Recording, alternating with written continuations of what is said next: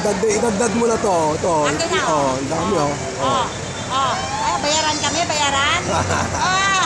Buwis namin, pinaglaban namin dito. Laki ng kaltas. Ha? Bayot kayo, tapos walang nakita kung saan ginamit yung buwis namin. Hirap kaya kami, no? Ang mahal-mahal ng bilihin kayo, hindi pa kaya apektado. Malibhasa, mga inutil kayo. Gamit daw yung buwis sa flood control. Mga katapon buhay ninyo, ano? Sa flood control daw, nagamit. Tama. Hindi, marami kayuda. Ayuda daw. Ayuda? Marami silang ayuda. Sila lang naman ang kinabanggan niya. Kaya nga, marami silang ayuda, kaya wala silang pakialam. Maraming ayuda? Bakit? 500 billion na ayuda. Magkano lang napunta sa kanila? Yung 3,000, 5,000, yumaman ba sila? Halos lang naghirap. O yan, isipin ninyo. Ayuda, wala yan. Kahirapan ka ng kahirapan pag hindi ka nagising. Yung mga troll, actually yung mga troll, wala talaga. Wala yan. Ha? Magandang trabaho ko, hindi gaya ninyo. Kalamunin ang buwis namin. Ha? Kalamunin kayo. Kanya kayo, wala kang pagmamahal sa bayan ninyo. Wala kang pagmamahal. Sarili ninyo, iniisip ninyo.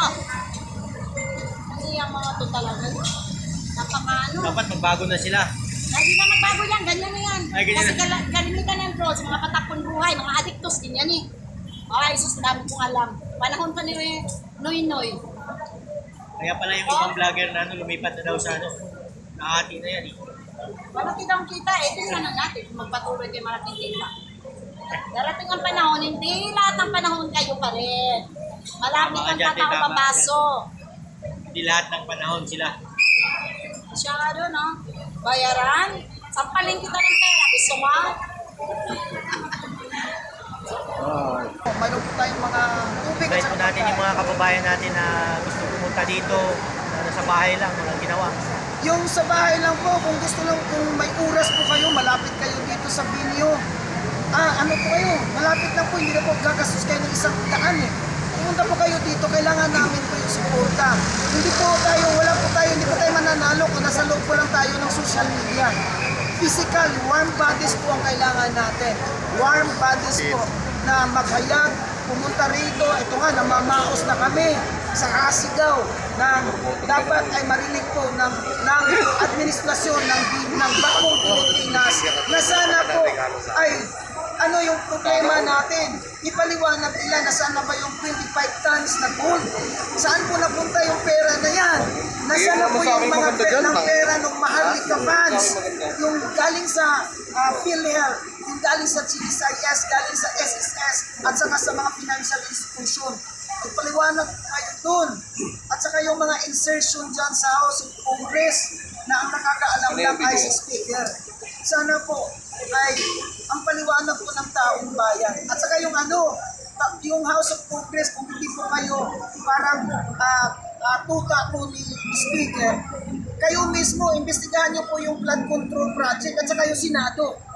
Bakit po kayo tahimik? Ano kayo? Nakonsaba kayo?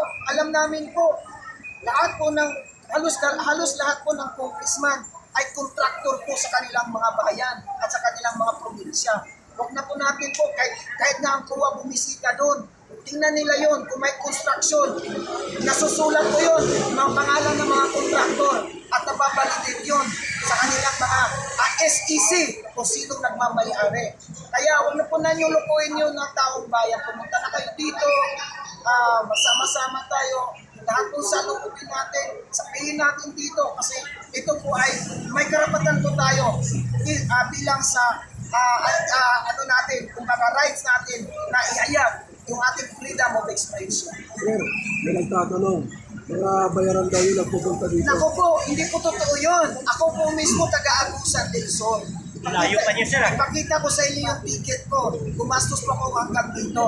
Wala po kayo, hindi po kami bayaran. Ano po? Ano yun, 500 pesos? Sa ticket pa lang, wala na. Yung panggastos, yung tirahan namin dito. Kung bayaran kami, kaya yung 200 pesos yan?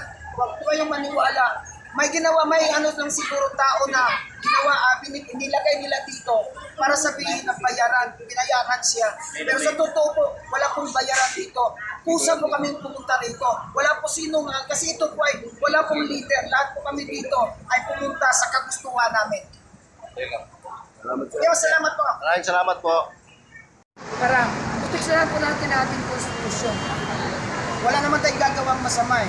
Magsasabi lang tayo kung ano pong nasa sa ulod, sa loob din natin. Ano na po, magandang hapon, pumunta ka po kayo dito. Welcome na welcome po.